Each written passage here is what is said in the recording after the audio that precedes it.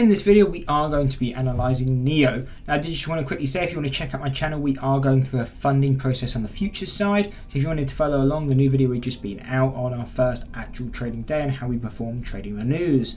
But to get straight into the actual NIO analysis, obviously it is up nearly 18% on the day, really strong uptrend for the majority of the day.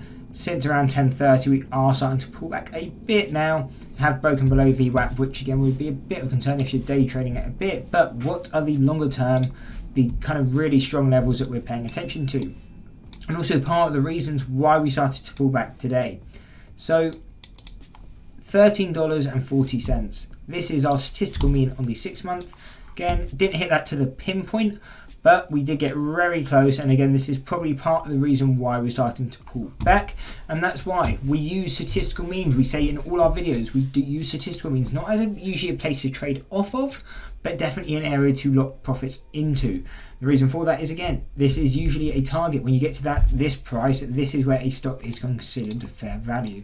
Now though, even though we kind of pushed up quite a lot today, why is it not something I'm personally trading?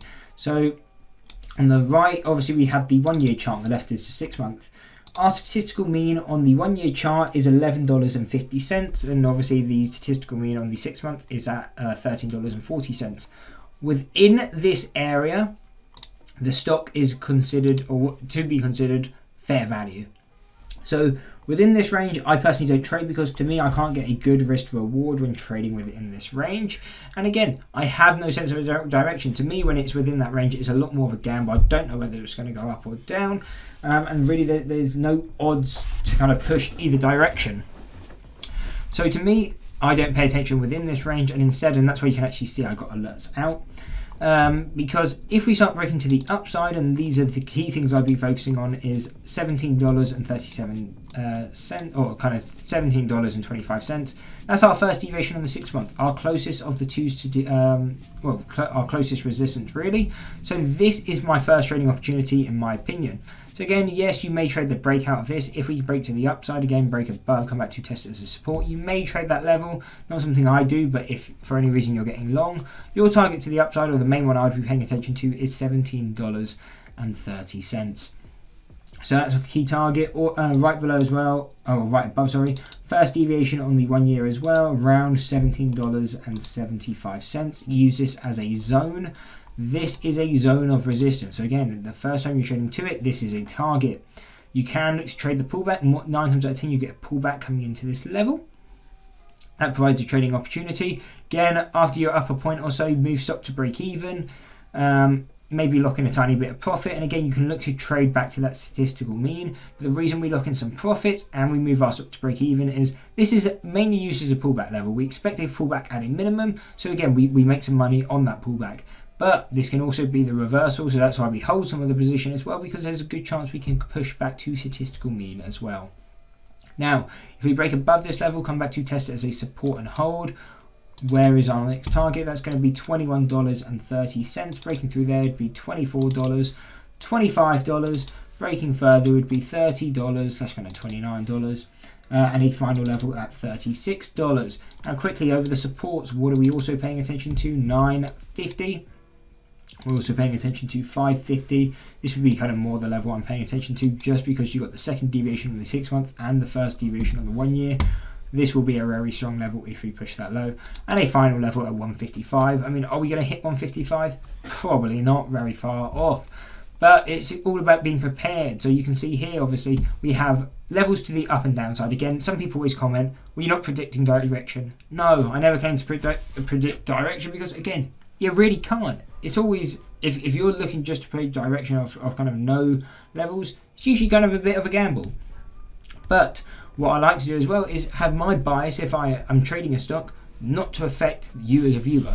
So if I'm long bias on the stock and I only provide resistances, that doesn't really help you if you're looking to take this stock short. You have no levels to focus on. So instead, what are these levels? Again, they're statistical deviation levels. So these are just high probability levels on where you expect basically bounces and volume to come in. So again, whether you're a short or long bias trader, there are levels for you.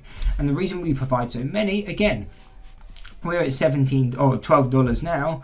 we're nowhere near $25, but we provide it as a level. Why? Because let's say tomorrow, for any reason, we gap another 50%. We're going to be a lot closer to these levels than where we are today. So it's all about being prepared. I don't want you to watch this video and then say a month down the line you watch this, the stock's gap say 80% and you have no levels to trade, because I mean, then what's the use of it? So that's why we provide you FAR levels to both the up and down side, because again, we never know what's going to happen. It's just about being prepared. Now, how do I actually use these levels? And this is how I look to use these levels. So like I said, the first time you come into this level, I'm looking for a pullback. So I'm looking to short. If we hit $17, I'm looking to short it. I'm going to move my stop to break even once we get a bit in the money. And where am I going to start looking at profits? Probably around $16.50. This is where I'm going to take off a bit of money off the table. Reason for that is, again, this at a minimum should usually be used as a pullback.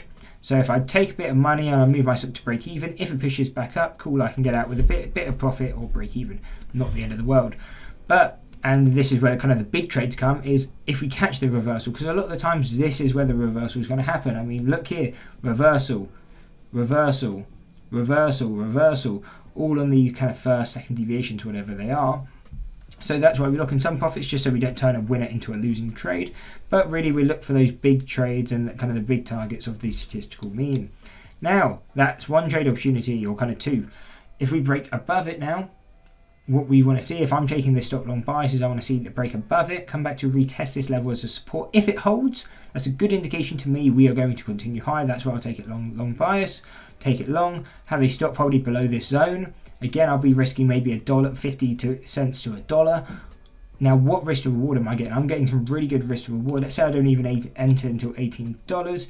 That's still about a 3-point upside. So again, if I'm risking 50 cents, that's a 1 to 6. If I'm risking $1, still a 1 to 3. So that's how I look at these stocks. This is how I use the levels. Again, you can use them in different ways. These are just where we expect big volumes and big price changes or kind of movements to happen. Anyway, I hope you enjoyed the breakdown on NIO. If you did, why not drop a like and subscribe and check out one of these 2 analysis videos.